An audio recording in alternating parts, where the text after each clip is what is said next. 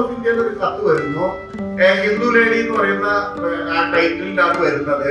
അതിൽ ബാല്യ വിവാഹം എങ്ങനെയാണ് ഇന്ത്യൻ സ്ത്രീയെ, ഹിന്ദു സ്ത്രീയെ അവരുടെ ജീവിതത്തിൽ അവര് ഉദ്ദേശിച്ച തലത്തിലേക്ക് വളരാൻ സാധിക്കാത്ത വിധം ഒരു വലിയ തടവറയായി തീരുന്നത് വളരെ വിശദമായിട്ട് ഈ കത്തിൽ പറയുന്നുണ്ട്.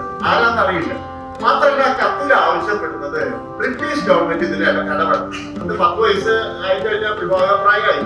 അപ്പൊ ഇതില് ബ്രിട്ടീഷ് ഗവൺമെന്റ് ഇടപെടണം എന്ന് പറയുന്ന ഒരു നിർദ്ദേശമാണ് അല്ലെങ്കിൽ ഒരു അപേക്ഷയാണ് കത്തിലുള്ളത്. രണ്ടാമത്തെ കത്തായിരുന്നു ഇത് 1985 ജൂൺ 26 ഈ കത്ത് വരുന്നത്.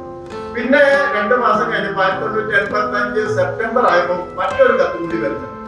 ആ കത്തില് രുക്മാബായി ഊന്നിയിരുന്നത് വിധവകൾ നിർബന്ധിത വിധവ പദവിയെ ആണ് ചൂണ്ടിക്കാണിച്ചിരുന്നത്. ഈ പറയുന്ന ബാല്യവിവാഹത്തിൽ ഏർപ്പെടുന്ന പുരുഷൻ ചിലപ്പോ വളരെ പ്രായമായിട്ടുള്ള ആളായിരുന്നു. ഇന്ത്യയിലെ ചരിത്രം നോക്കി കഴിഞ്ഞാൽ 95 വയസ്സായ ഒരാൾ 11 വയസ്സായ സ്ത്രീയെ കല്യാണം കഴിച്ച ചരിത്രം വരെ നമുക്ക് ഇതിൽ നിന്ന് കിട്ടുന്നുണ്ട്. എന്ന് പറഞ്ഞാൽ ഇത്ര വലിയ പ്രായ വ്യത്യാസമുള്ള ആൾ കല്യാണം കഴിച്ച സ്വാഭാവികമായിട്ട് 1 കൊല്ലം 2 കൊല്ലം കഴിയുമ്പോൾ അയാൾ മക്കളോട് മരിക്കും.